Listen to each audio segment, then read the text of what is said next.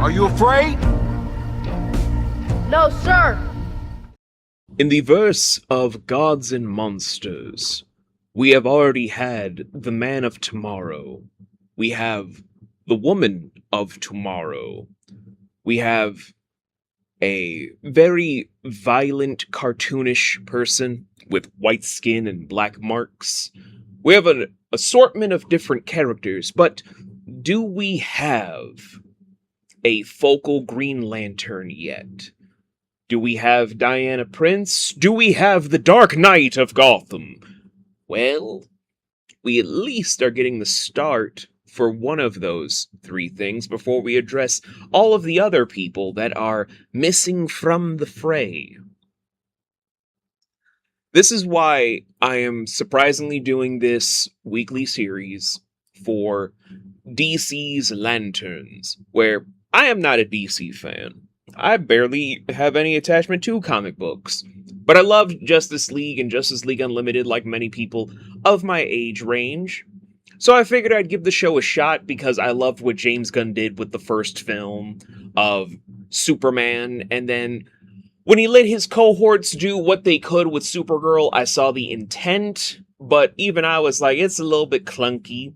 But it's the second movie in a overall IEP. It's gonna be a little rough. It's fine. Just bump out the dents. Maybe the Paramount merger won't be so critical.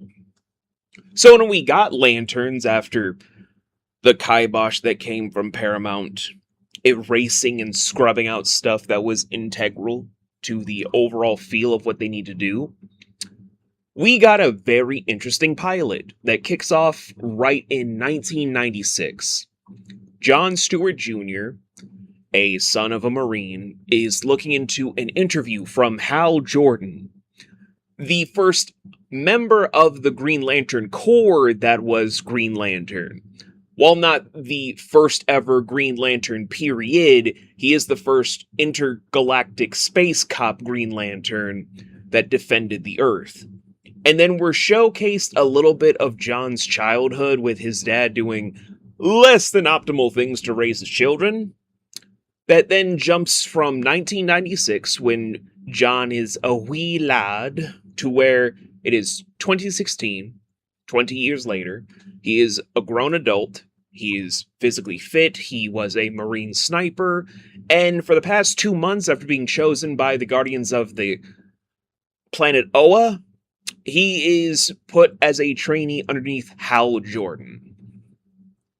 This overall dynamic from where the pilot is sitting showcases something that is where Hal is grizzled, he is tired, he is dejected about being a hero. And John wants to be a Lantern. But in the current continuity, we can't have more than one Green Lantern that is assigned to a sector. Will it change like it does in the comic books? I don't know. I'm going to ask Kara about it, because Kara is a bigger comic book fan than I will ever be.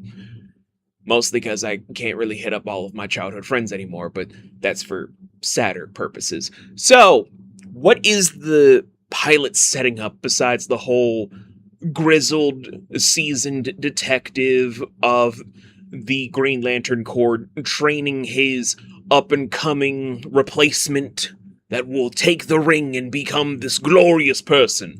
Well, we have Martians coming to the planet Earth, or at least I'm assuming Martians, coming to Earth and trying to set up something involving vengeance. They've already taken out a few different humans in Nebraska. Why Nebraska? We will find out about that at a certain point throughout the series.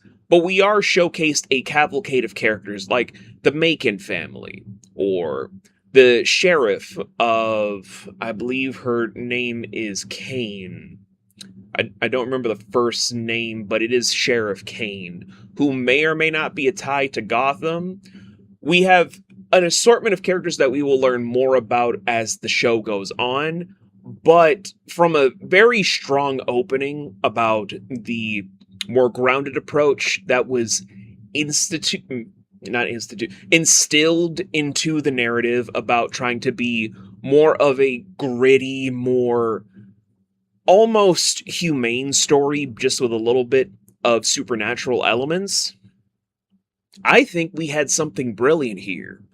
This felt real. This felt enriching. This felt powerful as an opening pilot for something I would want to see more of.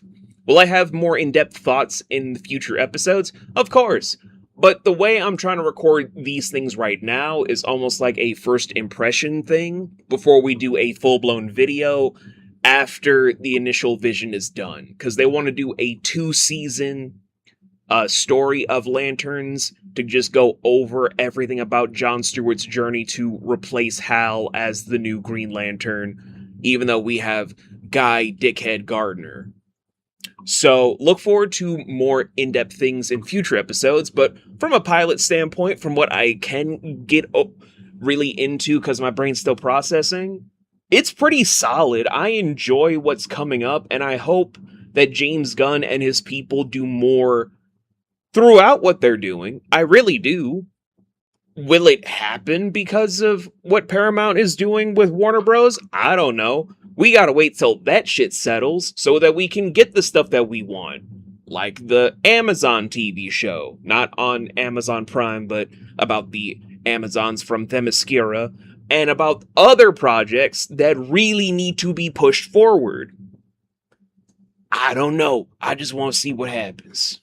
Hopefully that merger won't ruin everything.